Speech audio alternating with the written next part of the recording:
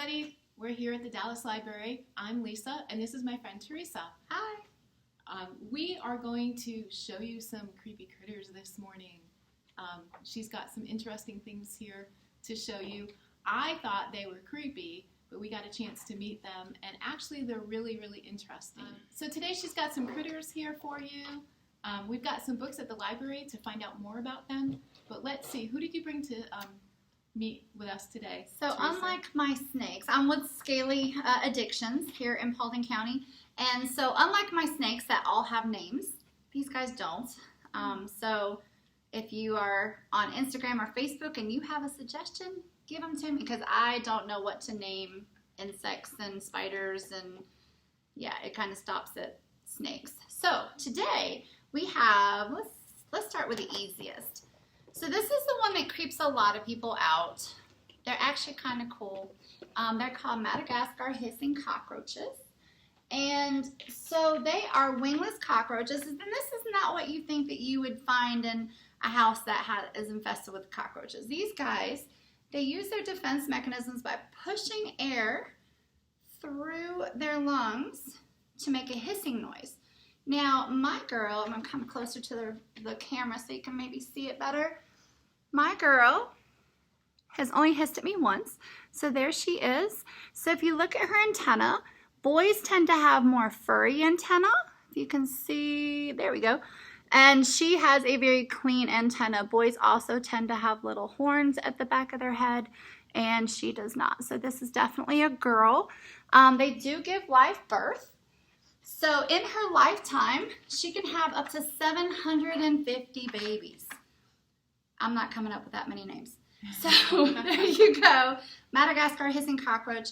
She eats veggie scraps, veggies, sometimes a little fruit. You got to make sure, put it in there. Once they're done eating, take it out and let go of my finger. And then we keep a little bowl with a sponge in there so where she can get water. You mist her down, and that's it. She's very simple to take care of. So they live 2 to 5 years. So if you want something not too committal, there you go. And it's really cool. It's really cool to hear them hiss, but like I said, mine's so used to being handled that she doesn't really hiss at anybody. All right, so if you want to hold her, there you go. Wow. She's a good size. And they're not as really fast as, little cockroaches that you may see running around randomly. And you said they don't have wings, so they don't fly at you like the ones I've found. Yeah, I think that freaks me out more about roaches than anything, is the one they're coming at you full force. He's really interesting. Yeah, so they have little spiracles, and that they force the air through that, which makes that hissing noise. So it's basically telling you, hey, don't mess with me. So, but they're really pretty cool. But they have a bad name just because, it's a cockroach. Right. Nobody likes roaches, but once kids get them in their hands, they're like, oh, this is pretty neat. So I thought it would be scurrying all around. I wasn't too sure if I'd hold him, but the fastest I've ever seen is that she likes strawberries. So that's pretty much the fastest I've ever seen her go over to the strawberry. That's about it. Very cool. So, and I give her little toilet paper rolls in here that I switch out regularly because the moisture, they do mold, so you want to make sure they have a clean habitat. So doesn't have to be expensive. This is just like a little tub with a screen on the lid, and that's it. Be an interesting pet. Yeah. Not cuddly, but cute. Definitely can't cuddle. So the next one we have, it's okay. There we go. Let me go in with next. Here is, we were playing with her earlier, so we all got to smell that wonderful vinegar. So she is a vinegaroon. Come on. So she is what's called a whiptail scorpion. So instead of, let me see if I can get closer to the camera. You can see her up close. She has looks like a little whip on her tail. She's got a little bit of dirt on there too. So instead of the traditional stinger that you see normal scorpions have, she has a whip. And as we discovered earlier, when she doesn't want to be handled, or she doesn't like the way she's being handled, she puts off a really strong vinegar smell, hence her name Vinegaroon. So you can see her little clampers up front. So that's how she catches her prey, crickets, other little bugs, and she'll suck out the juices. And if you watch her, those front legs, they're like little feelers. She is feeling around to see what's going on. You want to hold her? Sure. I'll be careful. Oh, we don't want to put him over that cage, do we? Well, those two won't hurt each other. I just don't want the spider eating her. Wow. I never thought I'd hold a scorpion, but it is really cool. So they're found in all kinds of different territories, from sand to high humidity to everywhere. I mean, here in the United States, in Africa, Asia, you name it, they're everywhere. It's interesting. I don't know if you could see, but the antenna, they're just feeling all over my hand. Yep. And they have poor eyesight, so that helps them. Their little antenna helps them with that. So that's how they feel. They're like little hands. It's pretty neat. So they like to burrow, except for her. She doesn't burrow. So she has enough substrate in there. She has a little log that she can hide under, but she doesn't. She has always been one to be on top. I call it a she because I have no clue. They don't have different markings on them on the back or anything? I'm sure they do, but I'm not a breeder of those, so I've never really looked into the difference between a boy and a girl. Wow. So I'm sure there's people out there that do know, but mine's more for just, getting people to hold something different. So, and they're just like a spider when it comes to grabbing it, and they suck out the juices out of their prey and then drop it. So they like crickets. He gets super worms. Anything that he will attack, she will attack, whatever. So very cool. And you can see this is part of the arachnid family. So the antennae are actually one of the 8 legs. Yep. Cool. So. Very cool.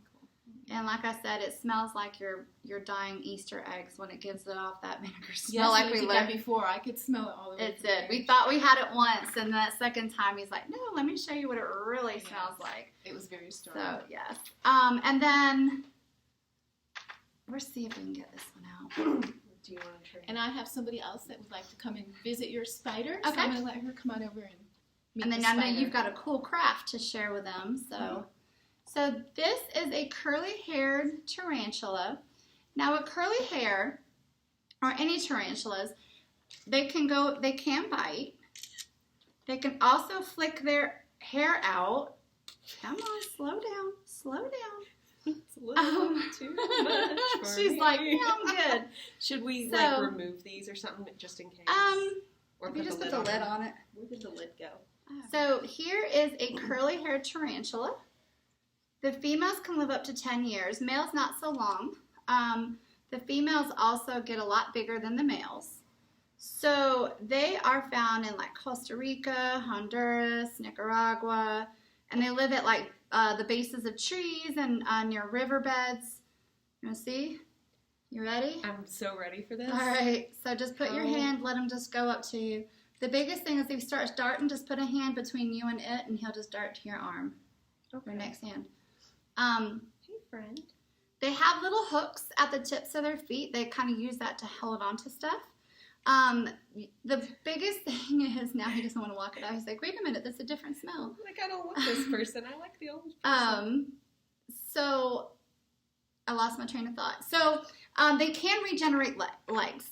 But a fall for a spider can be deadly. So that's why we're doing it over a table. So if he jumps to the table, not onto the floor. And then what they do is they molt. Molt means they're getting bigger. It looks like your spider's dying. It literally will flip over and do like this little pulsing thing with his legs up in the air. Normally, in any other world, that means you're dying. Not with the spiders, though. That means that they're molting. And then you'll come in a couple of days later, and it'll look like you have 2 spiders. Their entire outside shell. And then out evolves this huge, you don't even know how that big spider was in that little body. So it is really cool to watch them molt and see how big of a spider comes out of their prior body. Now, I'd like to get it up close, but I don't want to drop it. So should we just bring the camera to us? That might work, yeah. So they don't make webs like the traditional spiders that we see out in the garden. They use silk. They like to burrow, and what they do is they burrow into the ground and then use their silk to reinforce their burrow in the ground. It's really picking up all the little curlies. I mean, he's got curly hair. Looks like he needs to shave. So pretty. It looks like, I mean, I know you can't see this that close, but like at the top of his head, it's like it's got fur, like soft. Here, let me put him down a little bit. Like soft dog fur or cat fur. So yeah, so with tarantulas, they can bite, or they can also flick their hairs on their back of their abdomen. They kind of throw them at you. But with curly hairs, it is so mild.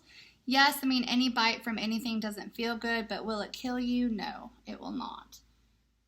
So I actually, anything in my collection, I fear dog bites a lot more than anything in my collection that I have. Right, yes. So, dog bites are a lot worse than any reptile that, that I have anyway.